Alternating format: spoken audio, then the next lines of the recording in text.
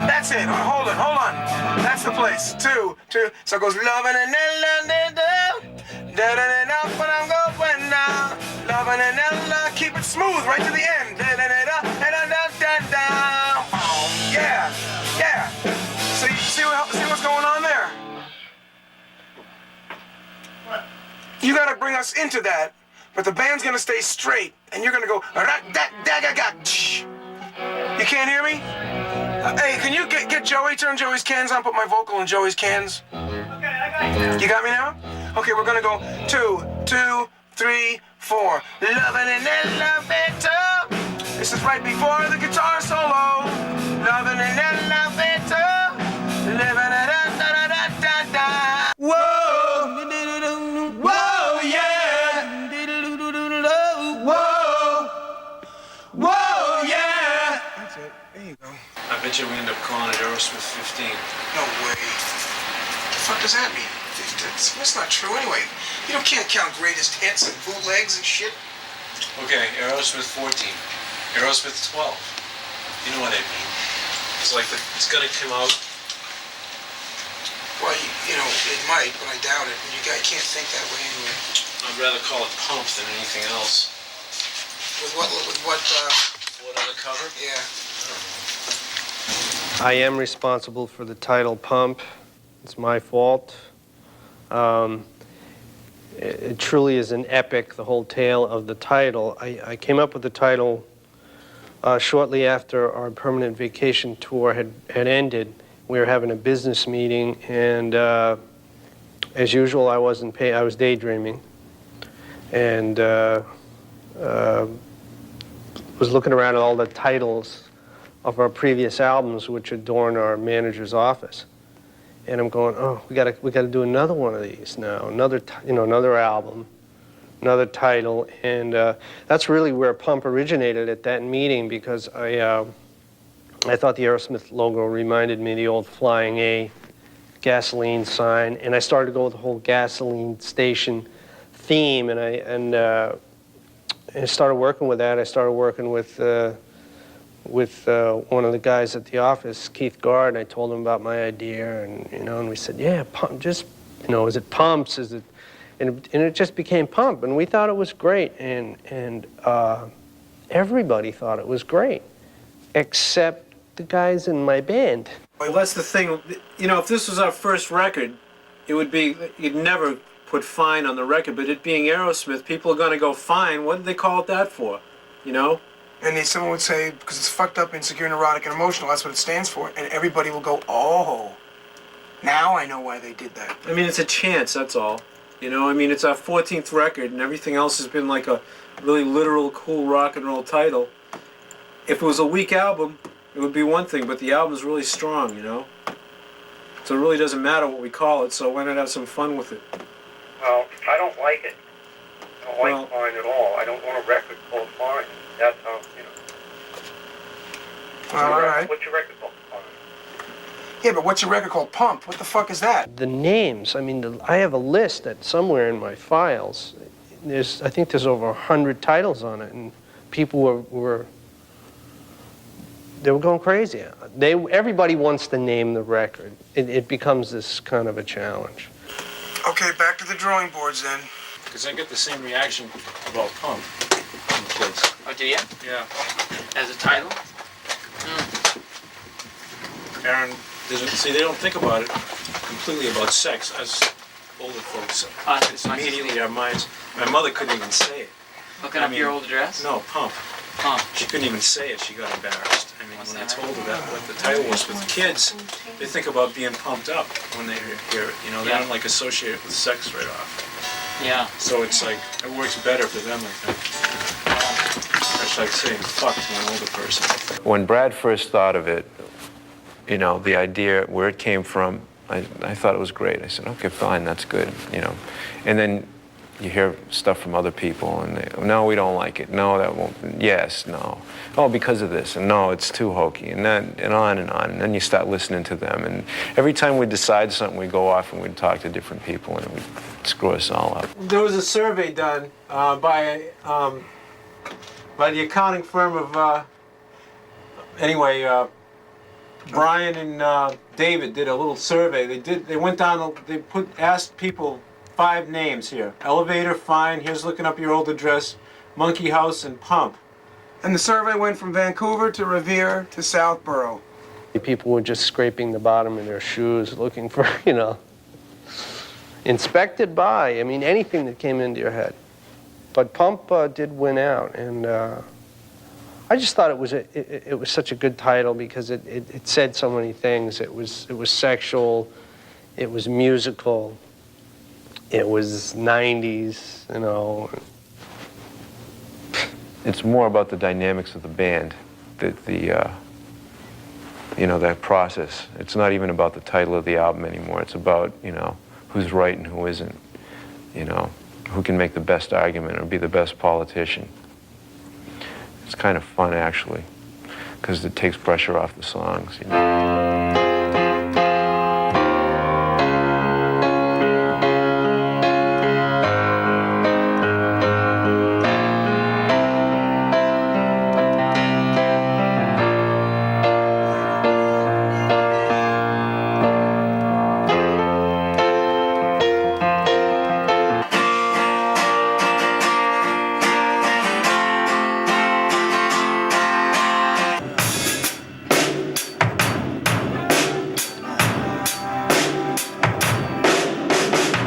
I'd say go for 3. Really? What you thought? Oh, right here. When it goes like this.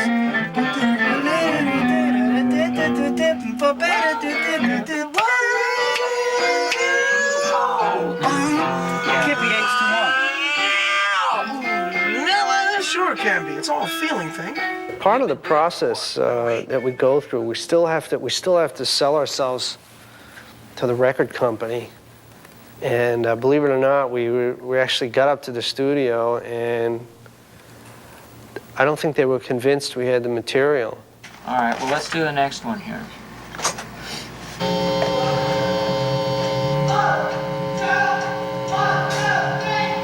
You've got this balance going on where you've got the band pretty much just wanting to do what they like, what they feel, and what makes them feel good. But you've got people that come in from your record company. For instance, in our case, John Kolodner. He's our main contact and our mentor at our record company. And he loves our music. And along with just having a love of the music and enthusiasm for what we're doing, his mind is also thinking, which of these songs do I hear that might get on the radio, or that a lot of other people might like to listen to as well. And so he's got to develop a sense of that and encourage the band in certain directions. To me, that's a real great live tune, real nasty, and Steven just gets out and, you know, rips it out. Good, you know, kind of attitude. It would be nice if it had some kind of guitar or other hook in it musically, which it doesn't have yet. But you'll have to see how that goes as you're making it. Yeah. More than anything, you want to please John Kolodner because, I mean, he's right there with you, really, and he knows what we're capable of. So he's just pushing and pushing and pushing because, you know, we might get lazy, we might be, you know, our focus can be off. And so John's just going, I know you guys can do better than this, or, you know, it's got to be this way. And you're going, oh, geez, you know, can't we go drive our cars now? You know. You really should put a chorus in after the first verse. Oh, I see. Because that really works, and it doesn't disturb. I mean, I am pleased because it is a compromise between what they want and I want, because it doesn't interfere with the rest of the song. Yeah. But it needs it because it's going too long before that chorus. We're always complaining that there isn't enough of it done, and how can he make a judgment on a song that doesn't have all the lyrics? And yeah, but we don't have the lyrics. Well, we've got to play it for him anyway. So all that stuff, it's all part of the process, and a lot of it's hard. And even Joe Perry Solo, is that a Perry Solo? Yeah. I mean, that's going in the right direction. Oh, it's great. I mean, that's really, I mean, I'm surprised how good that is. Yeah, the sound on that solo is something you've never heard before. Which is what this whole album, I mean, already there's a couple songs that don't sound like anything else. I mean, this song doesn't sound like anything that's ever been recorded, which is why I think it's going to get so much attention. It's real simple for me now, looking back in retrospect on the whole procedure of creativity. Quite often, we who are creating at the time, it's like a painting, and you get stuck by being the painter, by being in the frame, when in reality, the people that buy it and love the painting are standing back a little from it, right? So we, being the creators, creative people, are like stuck in the frame and can't see that the colors, the reds are kind of fusing. We like to think it is because, hey, I know everything, I'm the greatest, right? So, but in that process of creativity, which, by the way, there's a lot of lunacy, and not just because the moon is full, it takes somebody like Kolodner or whoever the designated bad guy is to come in and say, hey, no, man, you should, you know, if you don't mind me saying so, you should try that. And John Kolodner's never said anything more than that. You know, I don't like that. You should try doing this there. And it's not finished until you change that lyric. And he'll be to the point, but he says it with love. You know, he knows that we have the bottom line, and he never lets us think any different, which is real good for us. It makes me want him to be even more critical.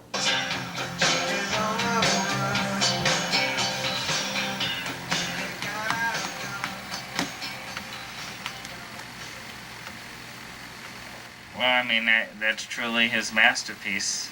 I mean, that's really amazing and really bizarre. Yeah. It really is. That is really I bizarre. had no idea that's what that was about. Yeah. Well, it didn't start out to be that way, but we haven't Now I see talked why about it. the song is so commercial. You might want to change a couple words. I mean, like he raped. You know, he Yeah, could we're say gonna he dump popped or something, Or he and did. and the bullet. I mean, now I see why the discussion came up, because this is the kind of song that's so interesting that people will play it. And if there's a few, I mean, it would be a shame to not have it played because of 3 or 4 words. I see exactly why the discussion came up. I didn't really understand. Yeah. Well, let's see how it goes. If he gets something that's cool for those, like, I mean, he could easily say he did a little bitty baby, you know, instead of he raped. Yeah. And we could get something for Put a Bullet in His Brain, which basically says the same thing without. See, now on Run, I mean, It's heavy. in the end, are you gonna? I mean, it needs like. This also needs a production kind of thing, like major, of some sort. Yeah.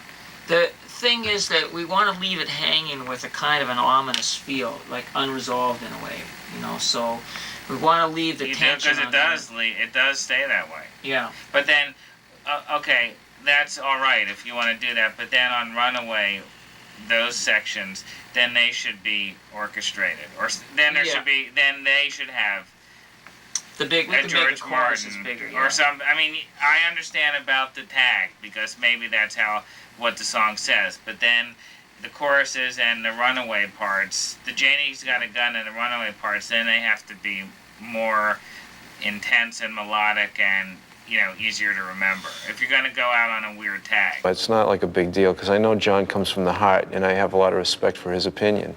You know, I mean, you know, there's some things I don't like what he says about stuff, but you know, like when you stand back for a second, I don't get anywhere near as crazed about it as Steven does. I mean, he's like, you know, it's not permanent, and nothing he says is etched in stone, and I don't think it's pronouncing judgment. It's like, you know, he's right and wrong too about things. You know, I mean, sometimes he'll take one word out of a lyric and go, that can't be in there. It's terrible, and it's like. Sometimes he just needs something to hang his hat on, I guess. But for the most part, he's right, so I respect what he says, you know. And as far as whether I like it as a musician or an artist, I mean, you know, if I was that much of a musician or an artist, I'd be playing coffee houses in Cambridge. You know, I mean, I'm an entertainer and I play rock and roll and arena rock. And in order to do that, you have to make compromises. Well, the thing is, I mean, Don't Get Mad in Love and Janie could be a classic song of all time if Bruce can get it right. And then Other Side, you know. Could be contender. My Girl could even be contender if they lay in 3 real strong singles. You could come with My Girl. Yeah.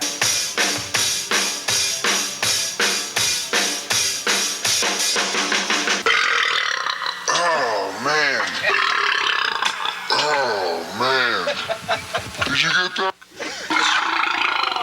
Oh, man. Did you get that? Wait, do it again. Go. Now suck her toes. It's slowing down, John. Easy on the play, play Brad.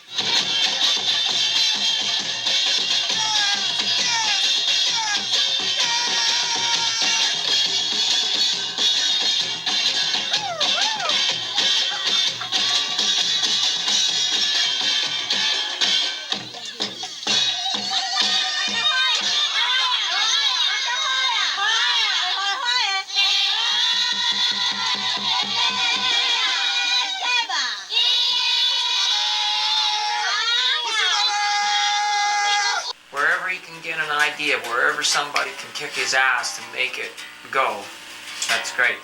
But on the other hand, you know, it's a tough thing. I mean, you know, we've all tried to write lyrics, and it's not an easy task, so. No, and of course we all know that he has the best twisted sense of that. But if he would sit down and do it, I mean, When he puts his mind to it, Right. he fucking writes such great stuff. I know that. He needs a little bit of inspiration. I think you're right, John. That was the most uncomfortable time for me during this album, was when they said, get out of here and finish the songs. You know, I don't think you need feel, you know, awkward about not being here for every second of the record. I mean, there's no question about it. Sometimes things happen, but, you know, and things happen when you're not in the room as well. Good things. And, you know, there's no harm in that. And besides that, Listen, it's let me nothing just that go you do can't, this. nothing that you can't come over and I will come by and visit you every more 25 minutes. more the better. Every 25 minutes. Good. I mean, I think that's great. And if you don't like something, we can fix it up.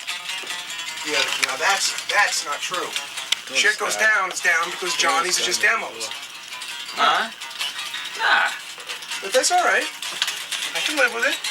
Oh, you can go stand, keep your backs to the door. You may have to do Wait, it they still remember how to set mics up, Brains? a couple of times a day. A couple times a day. I hope I'm not too hard on him, but You know what? Nobody's hard enough on it. That's the problem. Problem with Steven here is if he doesn't have the lyrics finished, it's not a song. You know, so Joe would look at me and say, well, finish the lyrics, we'll have a song. So of course I waited until the very last minute in Vancouver to finish up with those songs, which was pretty good. It got me really pissed off. And that seems to be how I work the best, is under pressure and bummed out and, you know, forced into stuff. That way I get more of me into my art.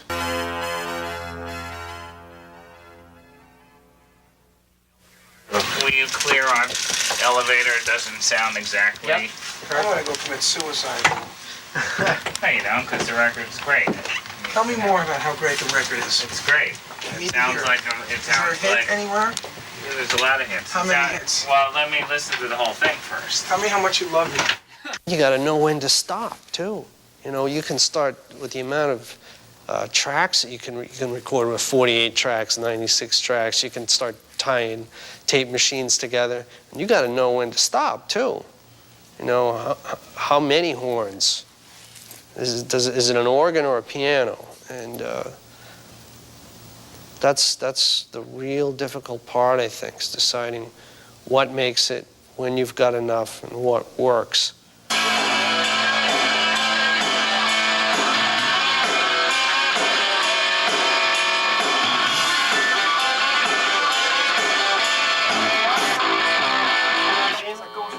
Get the bridge. Do you find that? Hey, you guys. Yeah, so what are you wasting time for? Just do it and we'll fix it in the mix. Nobody likes Come on, Joey. Ready? One take, we got this. Boop, boop, we're out. Always ready. Here we go. Here we go. Paddy wagon, walking the street. I got a ragtop Chevy, now I'm back on my feet. I get an even whole woody when I sit in the seat. Cause I'm ready, so ready, yeah. I got a girlfriend with a hoochie coochie eyes. Cause in the picture looks so fine. She got the cracker jacks, now all I want's the prize, honey. I know there's hookers now.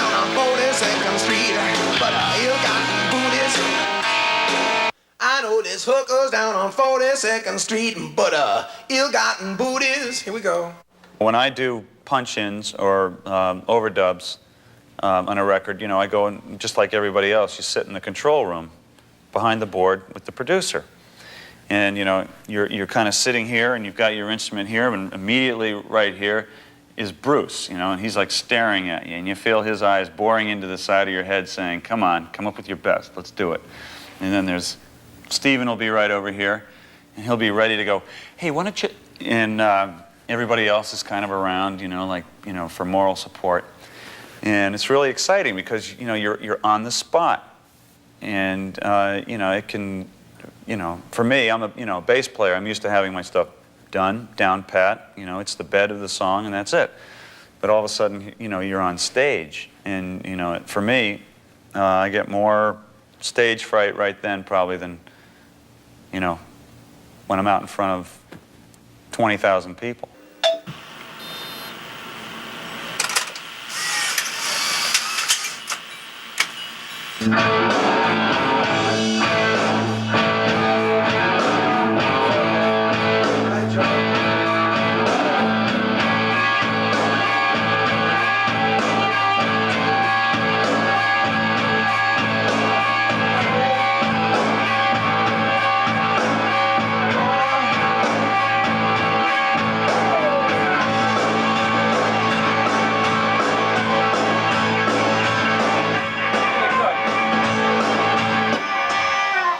Okay, let's keep that. Let's do one more for little insurance. Tremendous amount of listening goes on, and a real experimentation starts to happen.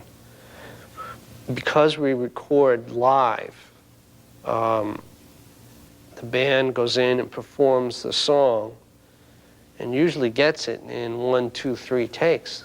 There's the song, there's everything's there. The overdubbing process comes in. You know, maybe we'll try a trumpet here, or you know, I mean, you have to get crazy with it. You can't limit yourself. The horizons have to be really far and wide.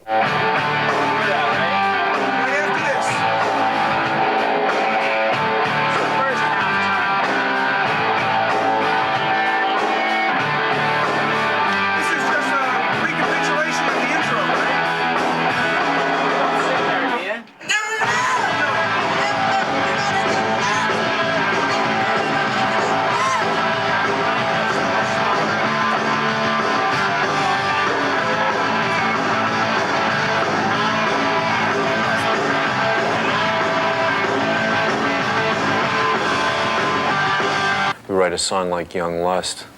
Everybody goes, how can you sing a song about young lust when you're 40? And it's like, you know, how are those kids going to relate to that? And it's not about them, it's about us feeling that young lust and allowing ourselves to feel that, you know, and calling in those feelings that you still have when you're 40, you know, I still have. And it's really a tongue-in-cheek kind of song, but it's still, you know, about, you know, that other side of our lives, you know, that a lot of people my age don't allow themselves anymore. You know, they don't allow themselves the pleasure of listening to rock and roll anymore. You know, it's like they start to believe what society tells them about what you're supposed to do when you're 30 and 35 and 40 and 45 and 50, you know. You're supposed to be, you know, it's all defined by what's on TV and all this stuff. And I don't watch TV, so I don't worry about what the Huxtables are doing, you know what I mean? What I'm supposed to be wearing, you know. I can tell a little bit when I drive by the yacht club, but you know, I never go in there. This is a proposal for our album cover, okay? You gotta tell me your honest opinion. How about Young Lust? Yeah, I liked it a lot. I mean, you could call the album that and have the 2 trucks, the cover of Young Lust and the 2 trucks on top of each other, and that would be totally hilarious. Don't you like that picture of the 2 trucks? Everybody loves that picture. Whoever sees it, they go crazy. Especially if you call it Young Lust, because it's hilarious. But they're 2 old trucks. But I don't see the rock and roll thing. Here I see the penis and the vagina, and that's, hey, that's that side of rock and roll. This, the 2 trucks fucking, is like, whoa. And you don't What does that get to do with rock and roll? I mean, why is that any more rock and roll? because than pumps that? is on the side of the truck, and it really doesn't have to mean anything.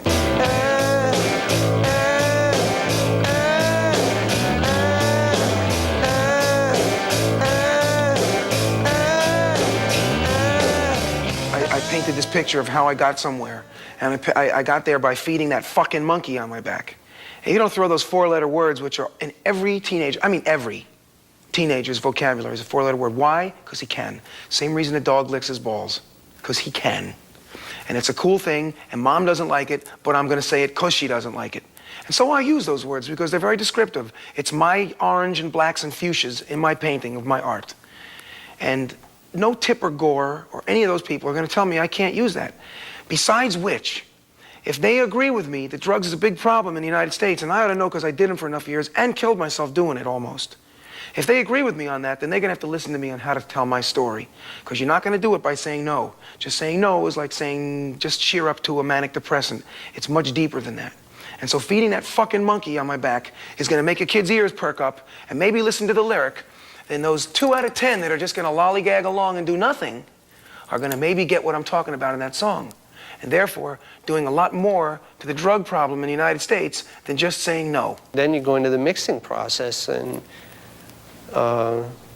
this is the other nice part. You got this organ part here just doesn't work. You just go, it's out of there. So, you know, the listening, it's the repeated listening and having a vast knowledge of music, too, historically, what works, what doesn't work.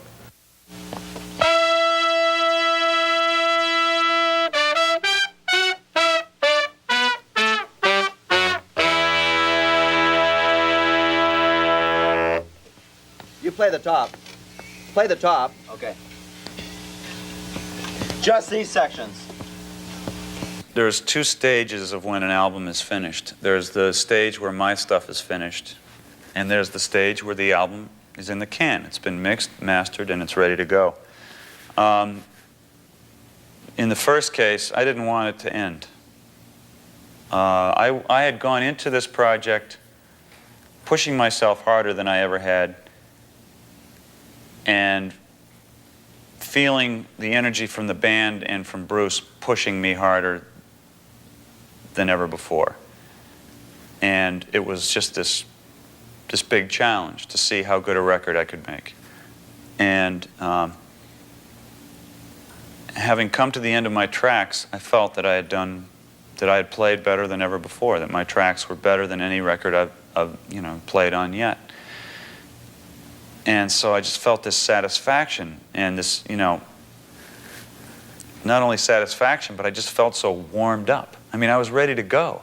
I was ready to keep doing this. And all of a sudden it was time for me to be done.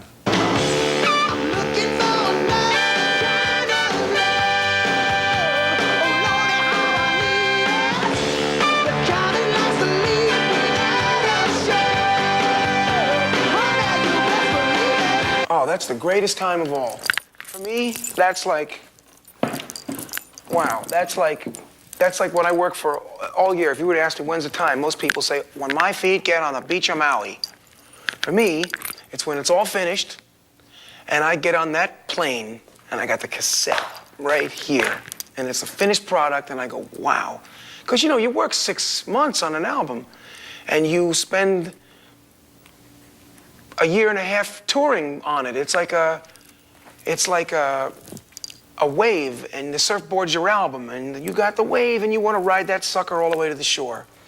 And so it's finished, and it's the greatest. It's just that feeling of I'm so elated at that time that it's a scary place, and I can't wait to get on the road or something else, because it really is a void. It's like the eye of the tornado.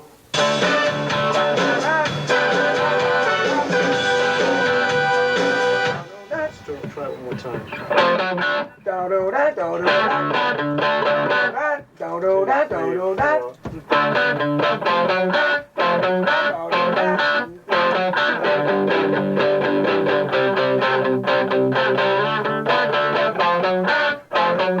Well, it's just another chapter in the journey. You know what I mean? It's like You know, it was a really good record for us. I mean, I can see the flaws in it and stuff, but, you know, you're only as good as your next record, you know? So, it's just another place to step off to go on to the next thing, you know?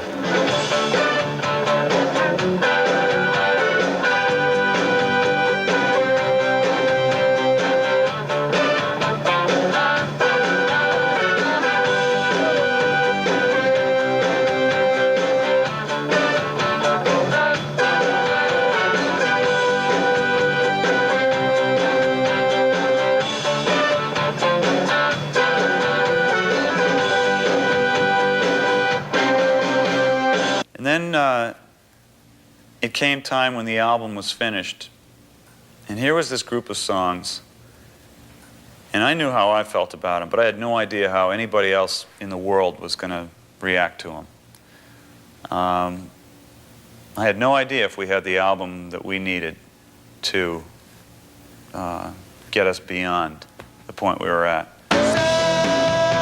Take me to the other side. Take me to the other side. Take me to the other side. Take me to the other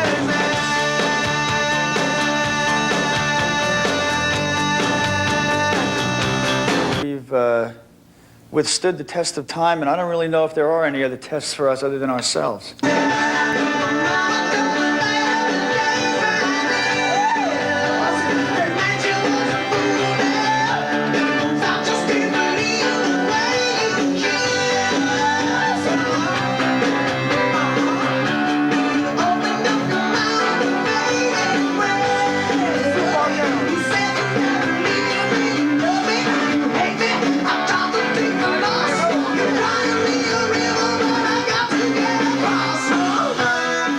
Pump has just allowed us to be a little bit freer than we ever were before.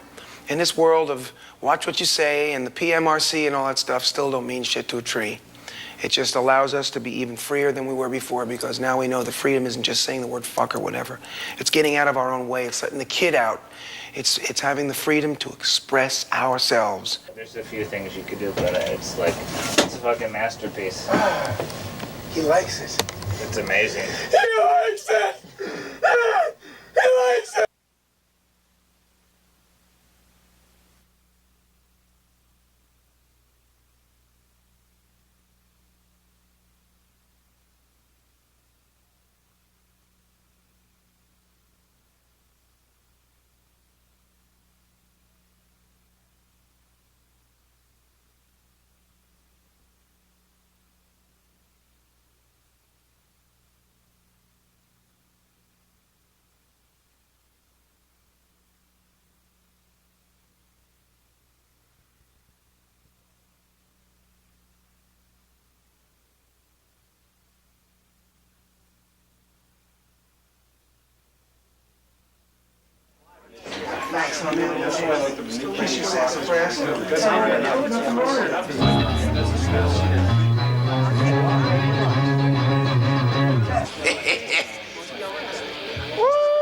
I'm scared now. I like it. It's just so safe. It's like, okay, we just spent 6 hours on it. I don't know. Hey, Steven. Try scatting over that bridge there. Just fucking, just let it fly, you know? It's all tongue in cheek. Use some of that use all over it. To think without a brain. I'm ready. Move it! I knew you'd save that, you bug fucker. Come on. No, we can all be scared of this. Hey, don't take pictures of me picking my nose! With that attitude, we'll get nowhere. Now we got something going here. I loved it. Put little beads on there. Hey, Steven. Don't get mad, get stupid. This year say that, say Brett got it. Still right now. Toby! And what was the time on that, Toby? We're over. John Collada will never go to this. You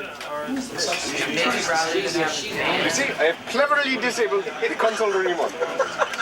Yes, the console remote is now disabled.